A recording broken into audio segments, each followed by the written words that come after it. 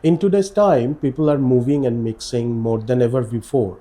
In last 10 years, world experienced highest number of migrations in modern history. Rural to urban migration are far greater than the international migration numbers.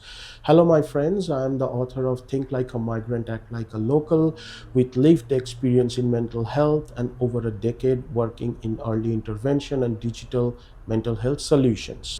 There has been a steady rise in skilled and unskilled labor migration, especially from South Asia, Africa, Latin America to Europe, North America, Gulf states, etc. That's why everyone from community to corporates are talking about culture. It's a buzzword now. It is nothing but how human behavior in context to their environment, values, and so on.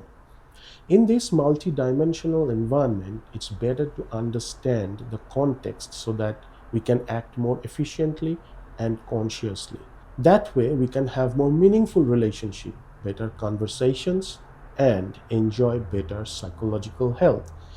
Great Hofstede is the stalwart in understanding and explaining cultural dimension theory, a framework for cross-cultural communication. The theory was one of the first quantifiable theories that explained the differences between cultures. Initially, it was segregated on four primary dimensions like individualism, culturalism, power distance, uncertainty avoidance, and masculinity and femininity. These dimensions regarded as four anthropological problem areas that different national societies handle differently. These dimensions regarded as four anthropological problem areas that different national societies handle differently. The relationship of an individual with his or her primary group, how they cope in equality, how they handle uncertainty, and how they feel of having been born as a girl or a boy. Later, Professor Henry C. Triandis did more research and gave a simplified tool to understand cross-culture understanding, predominantly focusing on individualism and culturalism aspect. I think it is easier to keep in mind and act on. Roughly 20% of world's population, mainly in the Western world, are individualistic. The rest would be relatively more collective. Why it happens? As countries or nations, or for that matter, families or individuals become more affluent, more resourceful, that can be money, power, fame, education, resources, they become more individualistic. Since human history, the scarer the resources, the more we prefer to be in a group. It's the same thing. Research showed that those raised in a collective culture who then lived in an individualistic culture for several years, like migrants from developing world to the developed world, were high in both collectivism and individualism. It's kind of a mutation happened. Once the rules were hurdles, now become norms. People who are high on both collectivism and individualism, or in other words, they got exposure to spend significant time in these societies much better psychologically to deal with adversities.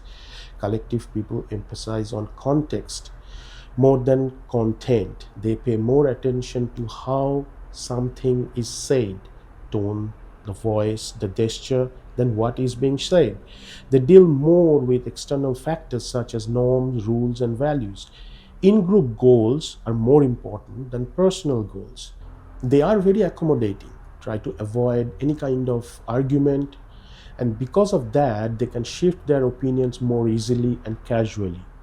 Because the interest is collective cohesiveness. In professional environment, competence come after interpersonal relationships, and insulting words or swearing mostly pointed to families or someone weaker than them. In patriarchal societies, women are still conceptually weaker clan. So now I'm sure you can understand why most Indian swearing are towards families or female centric. On the other hand, individualistic cultures place less emphasis on group belonging and more on personal traits such as attitude, competence, and interests. People tend to be direct, expressive, and more openly argumentative. Anthropologist Edward Hall calls it low context, task oriented style, where the approach is task focused with a strong emphasis on rules and procedures. They value strong individual opinions and use direct language, explicit criticism, or swearing directed to the person rather than the whole group. During conflict or negotiation, physical proximity may increase as they lean to assert their point, which from a collective lens can feel like an intrusion into personal, rather emotional space. A study also found individualistic culture increases when the person is highly exposed to Western mass media. As I said earlier, this is also increases with affluence. When the person has a leadership role, education, has traveled internationally, and has been socially mobile. Similarly, in mental health and help seeking, these parties behave differently also. Collective mindset says if any mental health situation happens, if something goes wrong with me, it affects my family, my reputation, my standing in the group. So, what happens? People try to contain the problem within the inner circle, friends, elders, community leaders, relatives, or even religious figures, but not professionals. Mental illness is often seen through a moral or social lens. What will people say? Rather than health lens. Because saving face and maintaining harmony are higher priorities than personal emotional expression. Many suffer quietly or mask it to maintain normalcy. Even when they do reach a clinic, the language used is often physical, like feeling fatigue, sometimes social, like can't focus on work, can be spiritual, like evil eye, because emotional vocabulary is culturally underdeveloped. Now, see the same thing what the individualistic mindset says something is wrong, I should get it checked and fixed. There is less shame around naming the problem because identity is self defined, not group validated. So they see therapy or going to a doctor as self optimization. The use of words are also direct, my therapist says. Though some realities also come into play in highly individualistic cultures. Self responsibility is so high that people sometimes feel they alone must fix themselves, that social cushioning is not adequate, which led to silent burnout. They may seek professional help faster, but the emotional support networks are weaker. So the healing journey can feel lonely but efficient. But on the other side, the journey is slow but emotionally held. So the simple statement is if you or someone around you is not feeling right mentally, don't wait for it to become a family crisis or a personal breakdown. Seek help.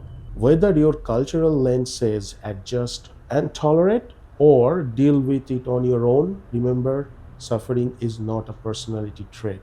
Thanks for watching. In next, we will talk about how change affects our psychological health.